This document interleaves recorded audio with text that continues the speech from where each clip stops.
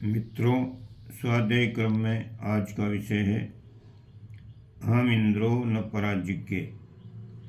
ये साधना से सिद्धि प्रथम भाग का स्वाध्याय चल रहा है।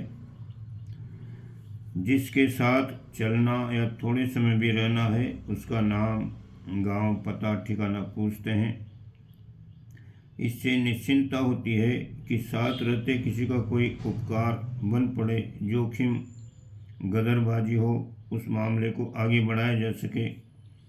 सर्वथा अपरिचित के प्रति संदेह बना रहता है। अपना आपा सदा अपने साथ रहता है। उसका शरीर पक्ष एवं मन पक्ष इतना घनिष्ठ है कि 24 घंटे जागृति एवं सुषुप्ति स्थिति में अपने साथ ही बने रहते हैं।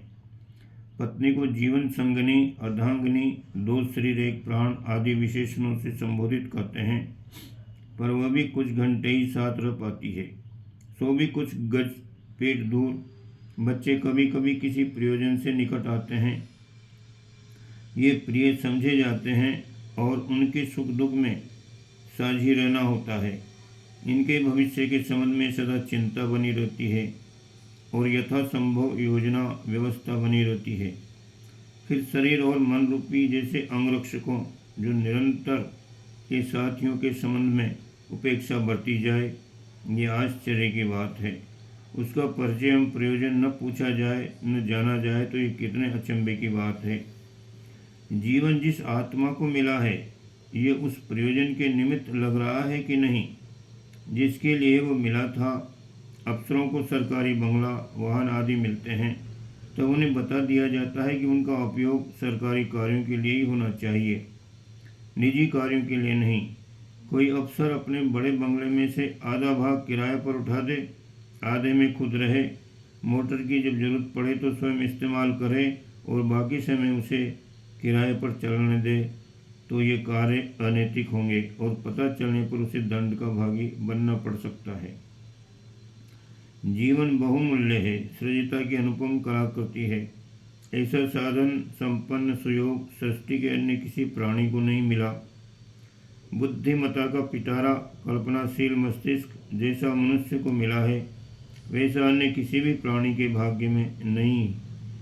ऐसे अनेक स्थानों से मुड़ने तुड़ने और 10 उंगलियों वाला हाथ जिसको मिले हैं, सीधा खड़ा होकर पैरों के बल चलने जैसी सुविधा और किसी प्राणी को मिली है क्या?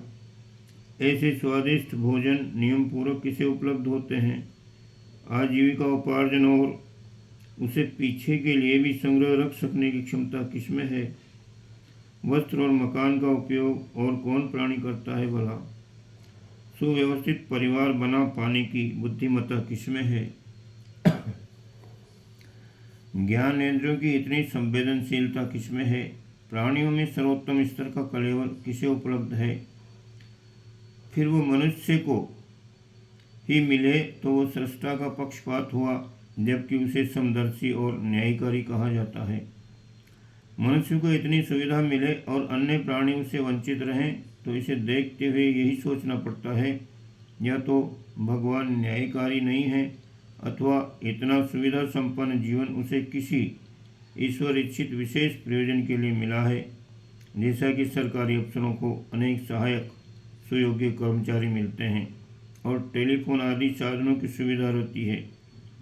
ये प्रश्न अति महत्वपूर्ण है और ऐसे हैं जिनकी समग्र जानकारी मिलनी ही चाहिए, अन्यथा गलतफहमी में रहने से अनर्थ ही होगा।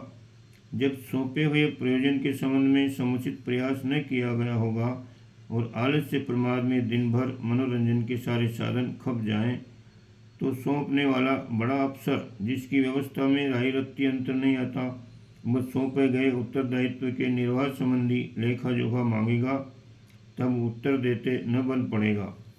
इतना ही नहीं, उस प्रमाद के लिए दंड का भी भागी बनना पड़ेगा। समुचित दायित्वों के निर्वाह के संबंध में हमें अपने आपे का परिचय प्राप्त करना चाहिए और साथ ही समुचित कर्म निर्वाह के लिए जो मिला है उसका संचालन भी जानना चाहिए।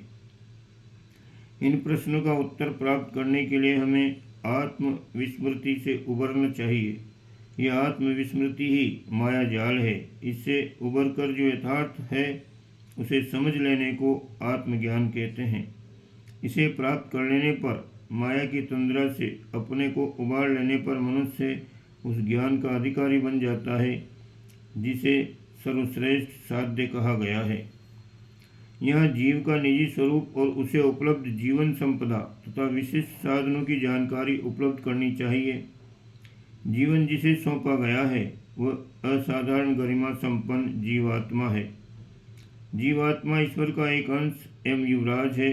उसे वरिष्ठता एवं विशेषता इसलिए दी गई है कि वह अपनी गलतियों का निष्कासन करते हुए पूर्णता से लक्ष्य तक पहुँचे।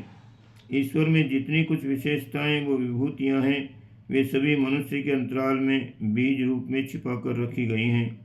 ये इसलिए कि पात्रता के अनुरूप वो उसका महत्व समझे और प्रयत्नपूर्वक उन्हें खोजने का पुरुषार्थ करके प्राप्त करे। मन को स्वस्थ, समर्थ एवं तत्पर रखना भी एक कला है।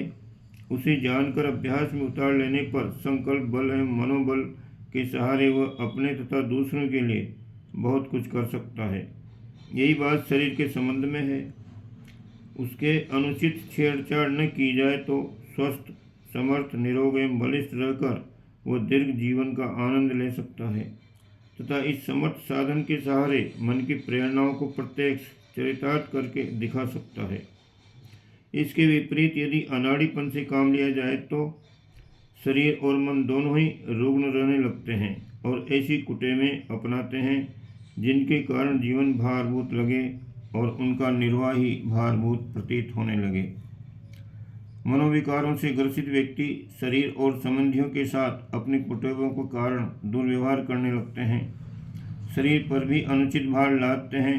फलस्वरूप वह जीवात्मा के उत्तरदायित्व में हाथ बटाना तो दूर, उद्विग्नता और रुग्णता के शिकार हो जाते हैं। इस स्थिति से हमें बचना चाहिए। अनाड़ी ड्राइवर अच्छी खासी मोटर को किसी पेड़ से टकराकर खाई खड्डे में पटक देता है और न केवल ये मूल्यवान वाहन का वरन बैठी हुई सवारियों का भी कचूमर निकाल देता है। ऐसी दशा में उसका लाइसेंस भी जब्त हो जाता है। जीवन की अपूर्णता को पूर्णता तक पहुंचा देना, ये इस मानव जीवन रूपी सुयोग में उठाया जा सकने वाला सर्वोत्तम स्वार्थ है। इसे किस प्रकार पूरा किया जाए, उसका एक ही उत्तर है कि भगवान के इस विश्व उद्यान को सुरम्य समुन्नत बनाने के लिए कुशल माली की भूमिका निभाई जाए और मानव समुदाय को सुसंस्कृत बनाने के लिए एक भाव भरे अध्यापक की तरह कार्यरत रहा जाए। माली और अध्यापक की दोहरी भूमिका निभाने वाले को इतना वेतन तो सहज ही मिल जाता है कि वह औसत नागरिक स्तर का निर्वाह भली प्रकार कर सके। इसके लिए उसे किसी अनीति अनाचार का आश्रय न लेना पड़े। मितव्ययता और सात्विकता का आश्रय लेने वालों को उन दुष्कर्मों को करने की तनिक भी आवश्यकता नहीं पड़ती जिनमें अज्ञानी लोग अनर्थ करते, दुख पाते, निंदा के भाजन बनते, आत्म प्रताड़ना सहते और देवी प्रकोप के भाजन बनते हैं। इस राजमार्ग पर चलने के लिए हमें आत्म उपासना करनी चाहिए। एक बड़ा सा दर्पण सामने रखना चाहिए और उसमें अपनी छवि देखते हुए अनुभव करना चाहिए कि ईश्वर के राजकुमार को उसके सौभाग्य और उत्तरदायित्व का स्मरण कराने के लिए भाव भरा अनुरोध करना चाहिए। यह आत्मस्वरूप ही सबसे बड़ा देवता है। यदि ये अपने निर्धारित उत्तरदायित्वों को समझे और सत्प्रवृत्तियाँ अपनाकर राजमार्ग पर चले तो अपना और समस्त संसार का श्रेय साधन कर सकता है। ये दर्पण दर्शन साधना नित्य करने से आत्म जागरण का लाभ मिल सकना सरल हो जाता है। जिसकी आत्मा जग पड़ी उसके लिए ये संसार देवलोक के नंदन वन से कम आनंददायक नहीं रहता।